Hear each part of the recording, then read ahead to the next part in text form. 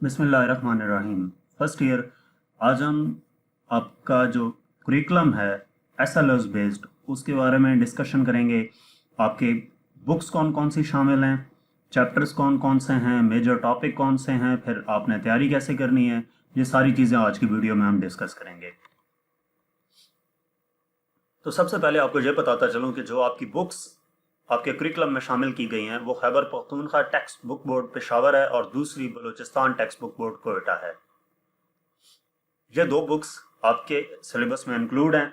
आपने जो भी टॉपिक्स तैयार करने हैं जो इन बुक्स में मौजूद होंगे वही टॉपिक्स तैयार करने होंगे।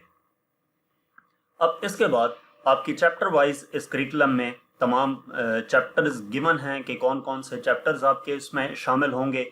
तो सबसे पहले जो चैप्टर आपका इंक्लूड होगा वो मेजरमेंट है, दूसरा वेक्टर्स एंड इक्विलिब्रियम है, forces and motion, work and energy, rotational and circular motion, fluid dynamics, oscillations, waves, physical optics और थर्मोडायनामिक्स।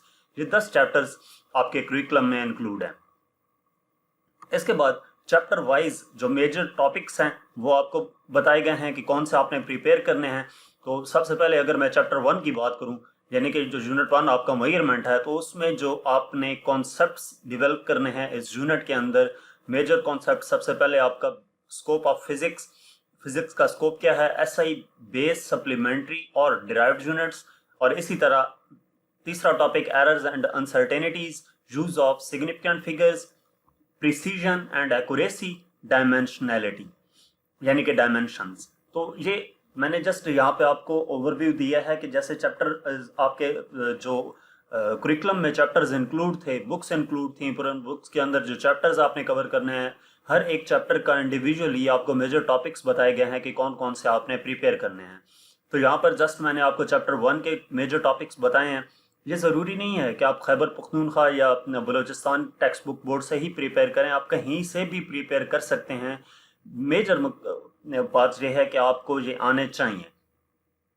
जस्ट वो जो बुक्स आपको बताई गई हैं कि आपने खैबर पख्तूनख्वा या बलूचिस्तान की फॉलो करनी है, तो वो बेसिकली आपको मटेरियल गिवन है कि आपने किस लेवल तक उन चीज़ों को तैयार करना है।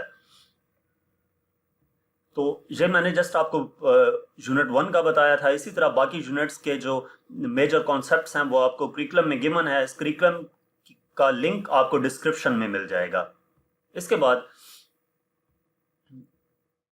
लर्निंग आउटकम्स हैं, यानी कि आप जो सीखेंगे, जो टॉपिक्स जो भी आप स्टडी करते हैं उसमें आपने सीखना क्या क्या है। सबसे पहले अंडरस्टैंडिंग बेस है। जैसे कि अंडरस्टैंडिंग की अगर हम बात करें तो स्टूडेंट्स डिस्क्राइब, जस्ट एक एग्जांपल के तौर पर मैंने कॉपी की है उस करिकुलम से, describe the scope of physics in science, technology and society.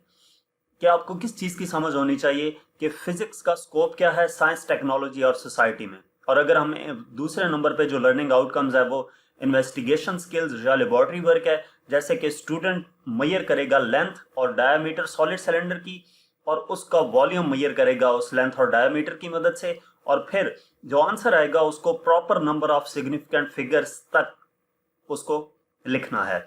तो ये इन्वेस्टिगेशन स्किल्स में शामिल हो गया। तीसरा जो है वो science, technology and society connections है। तो इसमें क्या होगा कि स्टूडेंट को क्या आना चाहिए कि जैसे एग्जांपल के तौर पर जितने भी जो रियल लाइफ में, डेली लाइफ में जो ऑपरेटर्स यूज होते हैं, डिवाइसेस यूज होती हैं, उनके बारे में बताना है कि वो कुछ एक्सटेंट तक अनसर्टेन हो सकते हैं, यानी कि हर डिवाइस की से जो हम मेजरमेंट लेंगे उसमें अनसर्टेनिटी जरूर मौजूद होगी। अब ऑब्जेक्टिव्स, इसके बाद आपको उस कुरिकुलम में प्रैक्टिकल वर्क गिवन है कि प्रैक्टिकल जो आपने कौन कौन से करने हैं, और इसके अलावा जो आपको ऑपरेटर्स कॉलेज में रिक्वायर्ड होता है वो प्रैक्टिकल परफॉर्म करने में वो सारी लिस्ट भी गिवन है। तो मेजर ऑब्जेक्टिव्स जो हैं प्रैक्टिकल वर्क के, उसमें ए प्लानिंग है, बी इम्प्लीमेंटिंग है और सी इंटरप्रेटिंग एंड कंक्लूडिंग है। कि आपको प्लान करना आना चाहिए, आपको जो प्रैक्टिकल कर रहे हैं उसको करना कैसे है, उसको इम्प्लीमेंट कैसे करना है और फिर उससे कंक्लूजन कैसे आपने फाइंड करनी है। तो अब जो पार्टिकुलर इंटेंशन है, यानी कि कोई भी आप एक्सपेरिमेंट परफॉर्म कर रहे हैं तो उसमें क्या क्या चीज़ें इंक्लूड होनी चाहिए। सबसे पहले आपकी अटेंशन किस तरफ होनी चाहिए, टेक्निक्स की तरफ। जैसे एग्जांपल के तौर पर accurate focusing and location of images. आप जैसे हम लेंस यूज़ करते हैं, कनकेव लेंस है या कन्वेक्स लेंस है, तो उसकी मदद से इमेज को फोकस कैसे करते हैं, लोकेट कैसे करते हैं, ये टेक्निक्स में आ गया। दूसरा इंफॉर्मेशन हैंडलिंग, जैसे display of results in tabular and graphical form. आपके पास एक रिजल्ट है, उसकी मदद से आप टेबल बना सकें, उस रिजल्ट को एक टेबल में पुट कर सकें, या उस रिजल्ट की मदद से आप उसको एक ग्राफ फॉर्म में ड्रॉ कर सकें। ये इंफॉर्मेशन हैंडलिंग में आ गया। प्रोसीजर्स, यानी कि आपने प्रॉपर प्रोसीजर फॉलो करना है। Careful recording of all actual measurements made. Example के तौर पर आप कोई भी मेजरमेंट लेते हैं तो उसकी जो रिकॉर्डिंग है वो आपने केयरफुल होके करनी है। उसके बाद ऑर्डर ऑफ एक्यूरेसी है कि आप जब मेजरमेंट लेते हैं तो उसमें जो एरर आ सकता है वो रैंडम एरर हो सकता है, सिस्टमैटिक एरर हो सकता है, तो इसका आपको पता होना चाहिए। ये किस में आएगा? ऑर्डर ऑफ एक्यूरेसी में। फिफ्थ, एरर एस्टिमेट्स है, rules for combination of maximum errors in the simple case. कि एरर एस्टिमेट जो आप आंसर फाइंड करेंगे उसमें डेफिनेटली एरर हो सकता है। वो एरर किस वजह से हो सकता है? रैंडम एरर हो सकता है, सिस्टमैटिक एरर हो सकता है, तो उसको आपको सॉल्व करना भी आना चाहिए कि सिंपल केस के तौर पर उस एरर को सॉल्व कैसे करना है। लास्ट में मैंने ये लिखा है कि वो जो लिस्ट है स्टैंडर्ड एक्सपेरिमेंट्स की और जो ऑपरेटर्स ज़रूरी है वो भी करिकुलम में आपके मौजूद है, उसका लिंक आपको डिस्क्रिप्शन में मिल जाएगा। इसके बाद असेसमेंट ऑब्जेक्टिव्स क्या हैं? Objectives of the examination are to assess students for the following abilities, skills and attitudes. जो ऑब्जेक्टिव्स हैं किसी भी एग्जामिनेशन के, स्टूडेंट्स को असेस करने के लिए सबसे पहले नॉलेज एंड अंडरस्टैंडिंग है कि उसको इल्म होना चाहिए, नॉलेज होना चाहिए किसी भी टॉपिक के बारे में, और उसकी समझ होनी चाहिए। जैसे students should be able to explain phenomena, laws and models. Knowledge and understanding की बात करें तो कोई भी वो टॉपिक है, वो स्टूडेंट इस काबिल होना चाहिए कि वो उस फेनोमेना को एक्सप्लेन कर सके, कोई भी लॉ है उसको एक्सप्लेन कर सके, या मॉडल के बारे में बता सके कि वो मॉडल कैसा है। उसके बाद एप्लीकेशन है। एप्लीकेशन से क्या मुराद है कि student should be able to apply knowledge including principles of physics to everyday and unfamiliar novel situations. Student इस काबिल होना चाहिए कि वो नॉलेज जो है उसको अप्लाई कर सके एवरीडे सिचुएशन के ऊपर। जैसे अगर उसे हम बात करें Newton third law of motion की, तो एवरीडे सिचुएशन के अंदर हम उसे कोई भी सिचुएशन देते हैं तो उसको मालूम होना चाहिए कि जहाँ पर कौन सा लॉ अप्लाई हो रहा है। Newton third law of motion apply हो रहा है, सेकंड है, फर्स्ट है, या और कौन सा प्रिंसिपल इसके ऊपर अप्लाई हो रहा है। इसके बाद जो असेसमेंट ऑब्जेक्टिव्स में शामिल है वो एनालिसिस है। Students should be able to discriminate between relevant and irrelevant information. Analysis कैसे करेगा? कि स्टूडेंट को इस काबिल होना चाहिए कि वो ये बता सके कि ये जो इन्फॉर्मेशन है वो रेलिवेंट है या इररेलिवेंट है, कोई भी इन्फॉर्मेशन हो सकती है। इवेल्युएशन है। Student should be able to evaluate the result of an experiment. ये एग्जांपल के तौर पर बताया है कि कोई भी एक्सपेरिमेंट है तो उसके रिजल्ट को इवेल्युएट कर सके। उसके बाद कम्युनिकेशन है। कम्युनिकेशन में students should be able to locate, select and present information in an organized and logical sequence from a variety of sources। जो स्टूडेंट है वो लोकेट कर सके, सिलेक्ट कर सके और इंफॉर्मेशन को ऑर्गेनाइज्ड और लॉजिकल सीक्वेंस में वैरायटी ऑफ सोर्सेज की मदद से वो उसको क्या कर सके, बता सके।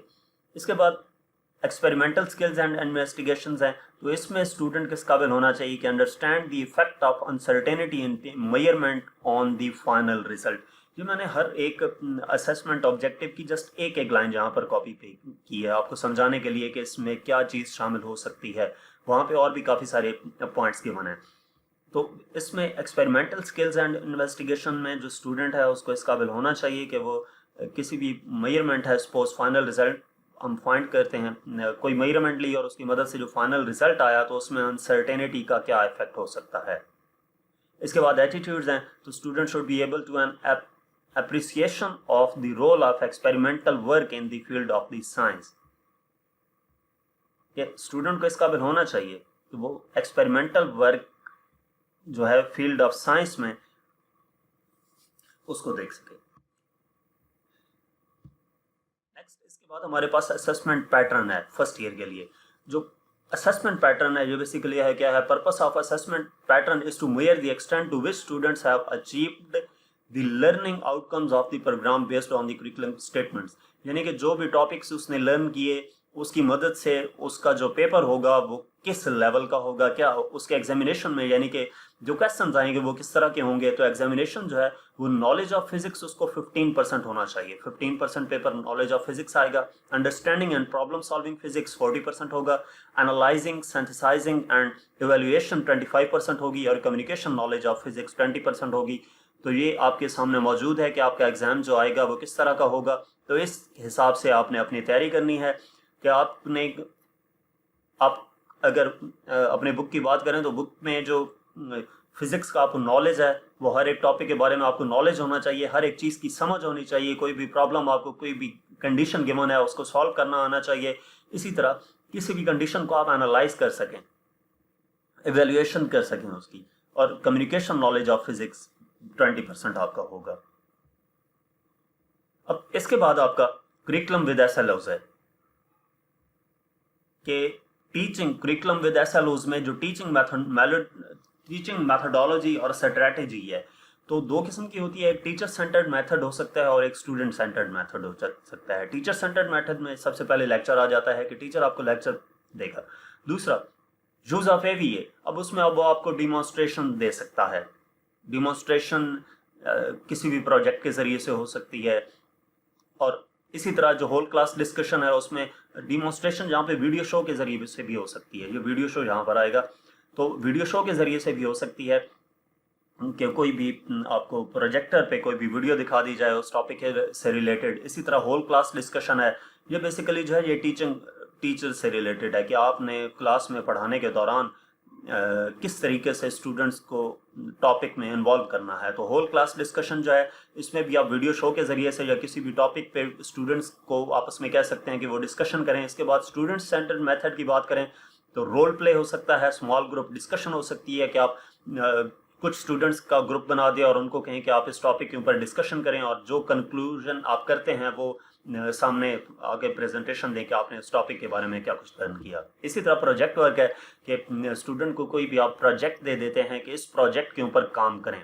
जैसे लाइब्रेरी सर्च है, इन्वेस्टिगेशन है, प्रैक्टिकल वर्क है, तो ये सारे प्रोजेक्ट वर्क में आ जाएंगे। उसके बाद तीसरा जो पॉइंट है स्टूडेंट सेंटर्ड मेथड में सेल्फ स्टडी है कि स्टूडेंट्स को कुछ टाइम दे दें कि जो आपको लेक्चर पढ़ाया है उस टॉपिक को आप खुद स्टडी करें, वहाँ पे कोई कंफ्यूजन है तो आप पूछ सकते हैं। तो ये टीचिंग मैथडोलॉजीज और स्ट्रेटेजीज हैं जो टीचर को फॉलो करनी चाहिए क्लास में पढ़ाने के दौरान। इसी तरह अब जो स्टूडेंट्स हैं यहाँ पे लर्निंग पैरामिड दिखाया गया है, outcomes of the traditional learning methodology versus outcomes for active experimental learning methodologies. ये जो पैरामिड है हम सपोज करते हैं कि जो 40 मिनट का लेक्चर था या 1 घंटे का लेक्चर था, स्टूडेंट्स ने क्लास के दौरान देखा कि टीचर ने उन्हें कैसे पढ़ाया, तो 5% लेक्चर व्हाट वी हियर, मैं अगर एज ए स्टूडेंट बात करूं तो लेक्चर जो 40 मिनट का था सपोज, तो 5% लेक्चर हमने उस लेक्चर में सुना क्या, उसके बाद 10% रीडिंग, 10% रीड करना है आप। वो जो लेक्चर था उसमें क्या क्या चीज़ें शामिल थी, कौन सा टॉपिक था, उसकी डिटेल डिस्कशन क्या थी, एक्सप्लेनेशन क्या थी, सारी चीज़ें। उसके बाद ऑडियो विजुअल 20% यानी कि व्हाट वी सी, हमने देखा क्या उसमें, उस लेक्चर में क्या देखा। उसके बाद 30% डिमॉन्स्ट्रेशन है कि व्हाट वी ऑब्जर्व, हमने ऑब्जर्व क्या किया उस लेक्चर के दौरान। 50% डिस्कशन है कि व्हाट वी से, हम क्या कहते हैं कि वो जो लेक्चर हमने 40 मिनट का सुना है उस लेक्चर में क्या क्या चीज़ें मौजूद थी उसके बारे में डिस्कशन करना, आपस में स्टूडेंट्स एक दूसरे से डिस्कशन करें, तो ये 50% है। उसके बाद 75% प्रैक्टिस बाय डूइंग, कि जो लेक्चर आपने सुना है अगर एक लेक्चर आपको 10 टीचर भी बारी बार आपको पढ़ा दें तो वो आपको नहीं आएगा, उस वक्त तक नहीं आएगा जब तक आप खुद प्रैक्टिस नहीं करते। तो इस वजह से 75% प्रैक्टिस बाय डूइंग कहा है कि जो लेक्चर आप सुने तो उसकी फिर खुद प्रैक्टिस करें, वो चाहे किसी भी सब्जेक्ट का हो। जैसे फिजिक्स में अगर बात करूं तो चैप्टर 4 में एब्सोल्यूट पोटेंशियल एनर्जी है, तो वो अगर आपको बोर्ड पे समझा दिया गया है तो जब तक आप उसको खुद प्रैक्टिस नहीं करेंगे उसकी तो वो आपको नहीं आएगा। तो इसी वजह से इसको 75% में रखा गया है कि प्रैक्टिस बाय डूइंग, आपने प्रैक्टिस ज़्यादा करनी है। 90% टीचिंग अदर्स, कि अब जो आपने देखा, जो आपने सुना, जो आपने डिमॉन्स्ट्रेशन देखी, डिस्कस किया, प्रैक्टिस की, तो 90% टीचिंग अदर्स के what we see hear and say and do, कि आपने, अब सपोज आप कहते हैं कि मुझे टॉपिक आता है, जैसे डायमेंशंस हैं, आप सपोज ये कहते हैं कि मुझे डायमेंशंस आती हैं, तो उसका पता आपको उस वक्त चलेगा जब आप किसी दूसरे को समझाएंगे। तो स्टूडेंट्स, आप जब लेक्चर लें उसकी प्रैक्टिस करें, प्रैक्टिस करने के बाद उसको एक दूसरे को समझाएं, वहाँ से चीज़ें समझाने से ज़्यादा आती हैं। जब आप किसी दूसरे को समझाएंगे तो तब आपको पता चलेगा कि वो टॉपिक आपको कितना आता है। तो इसी वजह से 90% टीचिंग अदर्स है।